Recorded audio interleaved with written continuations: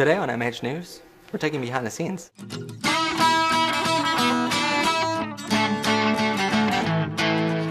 Welcome to MH News, everybody. I'm your host, Matt Haslam. Now today we're going behind the scenes of an interview we conducted this past week. It's one of about 30 interviews that we're conducting over the course of the next 2 weeks here. It's going to be a lot of work, but it's so much fun to conduct an interview and be a part of it, and we're so excited. So today we're taking behind the scenes to show you how to set up and conduct a professional interview. That way, in the end, you are recommended to other people. In the end, you look professional and you get great shots, most importantly, for your end final cut. So today, the first tip we have on any interview that you're conducting is to go to the location and see what you're dealing with. You don't want to just go there one day and just start setting up. You want to see what you're dealing with, see what kind of light is coming in the room.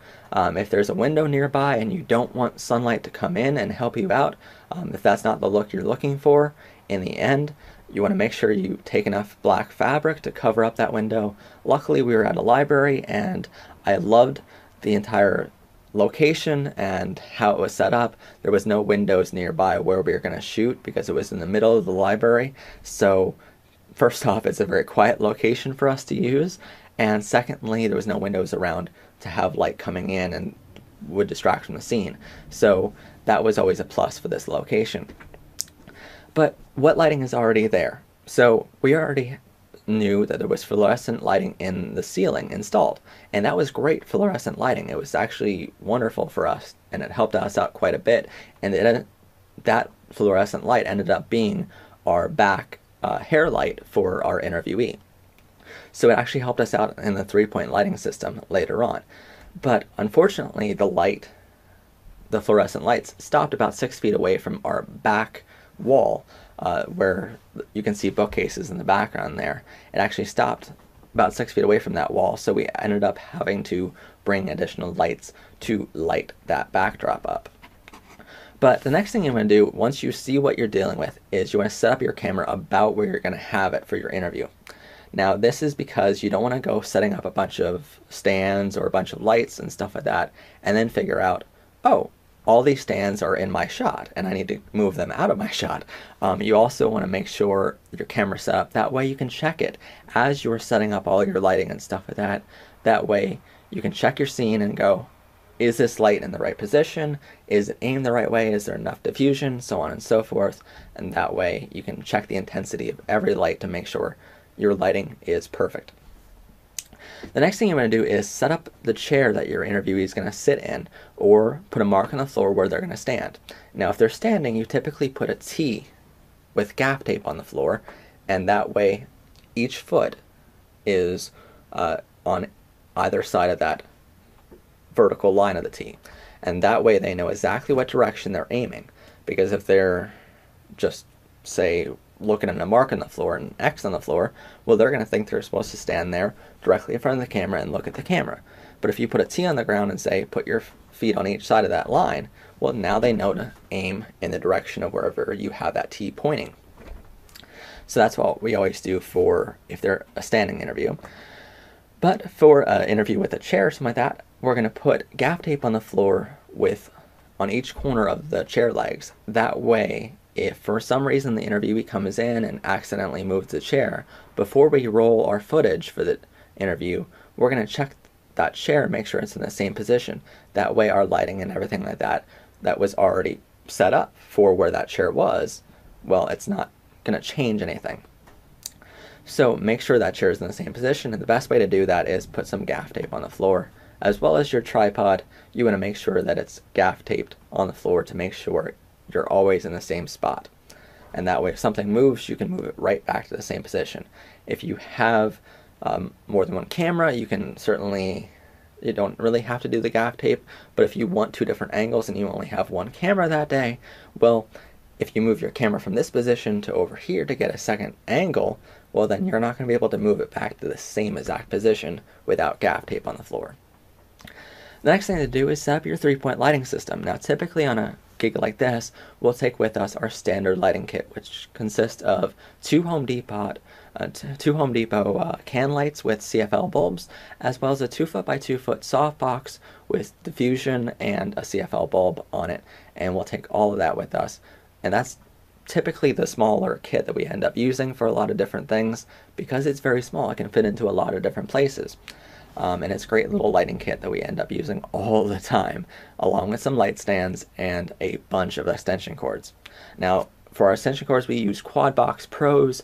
They're basically a box that you put into a wall receptacle, and it has 4 outlets on it, and it goes with a 20-foot extension cord or 50-foot extension cord out to plug in to one outlet. So it basically is a multi-strip and an extension cord combined into one, and they're fantastic to use all the time.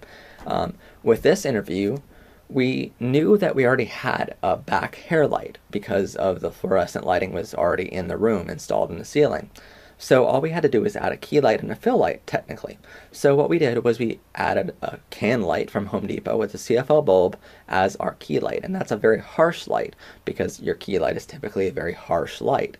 There's no diffusion on that, so it becomes a more harsh light, and that's exactly what you want as a key light. And that's typically on your interviewee's right side over here, and that's exactly what we're using right now for this program. Then we have a 2 foot by 2 foot softbox with some diffusion on it, and that's on our interviewee's left side. And you want to make sure that they go out at about a 45-degree angle out from your actor, and just make sure the lighting is all correct. And the next thing we did for this scene, because we already had a hair light with the fluorescent bulbs that were in the ceiling already, the next thing we did was added a backdrop light, because again, the back wall wasn't lit that well because the fluorescent light stopped about 6 feet away from the back wall. So we added some lighting back there with a backdrop light, actually clamped onto a bookshelf nearby, and that worked really great at adding more light to that backdrop. One of the main things you have to remember when you're doing lighting is to make sure before you put lights on your light stands and you attach those lights to the light stand, you make sure you put sandbags down first. When you put a stand down, put a sandbag on it immediately. That way you're not putting a light on and then walking away and the equipment falls over while you're trying to get a sandbag back to the stand.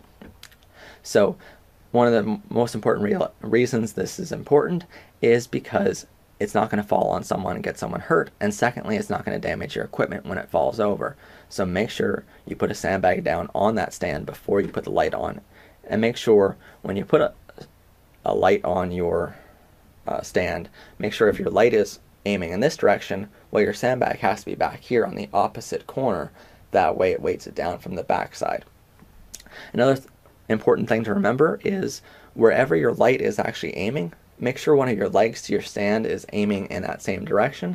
That way if it falls over, it falls left or it falls right, and it's not falling on your interviewee. Next, check your camera constantly throughout your entire lighting process. So if you're setting up lights, make sure you're checking your camera monitors to make sure the intensity of those lights is correct and make sure the position is correct. That way you're not setting up a bunch of lights and then turning them on and going, wow, I have too much light, I need to turn everything down. Make sure you're setting up your lighting while you're constantly checking the monitors to make sure everything you're doing is perfect. Next, set up your microphone over top of that chair and aim it about where you think their mouth is going to be. But make sure you leave some extra XLR cable at the end of that boom stand near the mic, just to make sure you can adjust it a little bit back and forth when your interviewee actually comes in for the interview. One of the worst things you can do with XLR cables and microphones is pull on that cable and then the cable's ruined. So make sure you're setting it up to prepare yourself for having some extra XLR cable to use. And then finally bring in your interviewee and ask them to stay still for a minute. Just ask them to sit in their position and not move. That way you can frame up your camera, you can focus your camera completely, you can make sure all your lighting is correct and stuff like that. And typically the next thing I'll do is I'll get 30 seconds of silence. But while I'm getting this 30 seconds of silence on my microphones, and I'll record 30 seconds completely blank, nobody talking, and Actually, it was in a library, so perfect little location to have a quiet little spot to interview.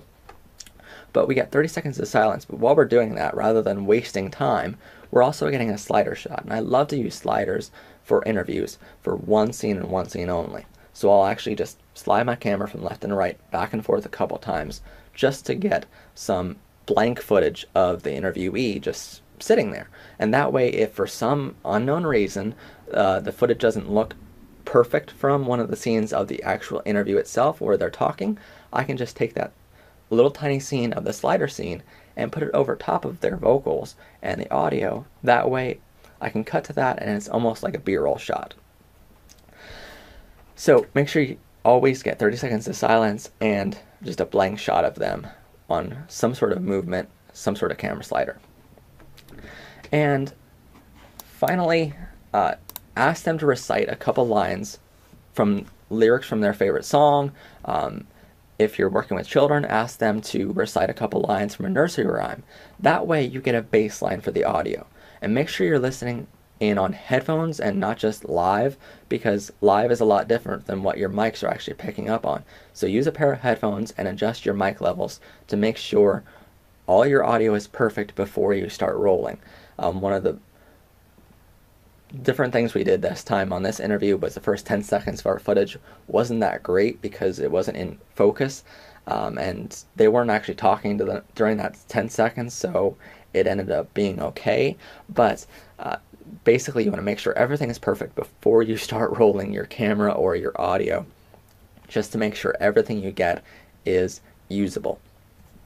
Next thing to do is use a clapboard. So many people try to do an interview without a clapboard, and it is just not that great in editing. You're going to have to use a program such as Pluralize, which is a very expensive program to use. So make sure you use a clapboard, and make sure on that clapboard during your interview you put their name and a scene number or something like that, what their name is, the correct spelling for their name. That way the editors don't have to look through the paperwork and make sure that spelling is right, because they're right there anyway. Ask them to spell their name for you, just to make sure your lower third on your editing is going to be perfect later on. And make sure on that to list what type of camera you're using. Typically I'll list the camera we're using, which is a T5i, and list the type of audio recorder we're using, which is a Zoom H4n, and I'll list the bit rate of the audio that we're recording, as well as the frames per second and the resolution of the camera, all on here. I'll also put the Kelvin temperature of the lighting that we're using, which is 3200 Kelvin right now because of CFL bulbs. So I'll list that color temperature just to make sure the editors have an easy job in coloring that footage later on. And I'll also put the date of the production. That way they know exactly when it was recorded. But make sure you use the clapboard. If you don't do that, they're going to have a huge problem in editing later on. That's our tips for an interview. If you have any questions, please send us a line at questions@mhnews.info. You can also comment below on Facebook or YouTube. And check out our brand new episodes every Monday and Thursday. Mondays are Q&As, and for a pretty long time here until I think the middle of June, we're going to be doing behind the scenes episodes every Thursday. So make sure you come back and check us out here at mhnews.info. Have a good one, people, and see us next time.